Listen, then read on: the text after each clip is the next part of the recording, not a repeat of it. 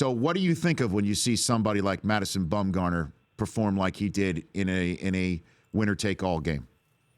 It kind of gives us old school guys hope that that our generation isn't completely lost. It's wonderful. I mean, I saw a great pitching matchup last night, and a lot of times we see those marquee matchups, and we tend to be a little disappointed because they don't kind of come out to be what we think they're going to be. But last night's game was that exception.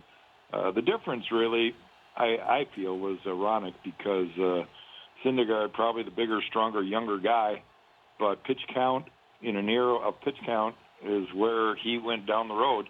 And Bruce Bochy believed in his guy, and his guy didn't disappoint again. It was unbelievable. Yeah, we were talking about had there not been a 3-run jack by Connor Gillespie last night, that maybe Bumgarner would have come out for a 10th in a shutout game, which is obviously something you're familiar with, Jack.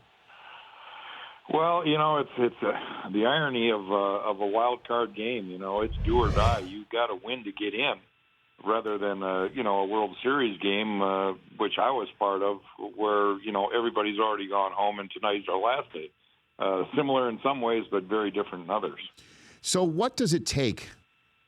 What does it take to do something even better than what you normally do in the regular season, just because it's the postseason? What sort of mind frame did you get in when you took the mound in a playoff game, Jack? Well, it's the only thing that I can relate it to is Madison's got all the ingredients to be that great pitcher, but yet during the regular season, he doesn't necessarily, stand out lights, heads and shoulders above everybody else. There's so many good ones nowadays.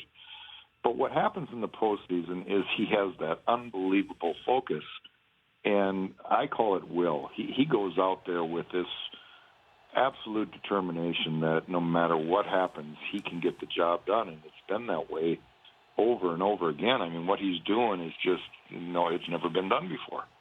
Was there ever a conversation with you and Tom Kelly of coming out of that game in the World Series? Well, I mean, he gave me an out. After the ninth inning, he did it in his way and was, pretty much telling me that, Rick Aguilar, our great bullpen relief guy, our ace in the pen, closer, was ready to go. And I said, it's my night. There's no reason for me to leave. I want the ball. It's mine. And he wanted to hear it, I think. I mean, he didn't really want to take me out of the game because he saw that I was getting stronger. But, it was a time, back in those days, I was pitching on 3 days rest for the 4th time postseason. So, he just didn't want to make my arm fall off. Wow. I mean, when you hear stuff like that, Jack, it's ridiculous. That's never going to be seen again. Although Bumgarner did come back on 2 days rest in the World Series a couple years ago and go lights out. It just, is it a will thing? Or is it a manager having the cojones to do it or lack thereof? Why don't we see more of you, I guess, in this day and age? Well, do you think? All I can say is Bumgarner's the guy and his manager's the guy also. Bochy believes in him. He knows what he's capable of. And he's a big, strong guy with tremendous willpower.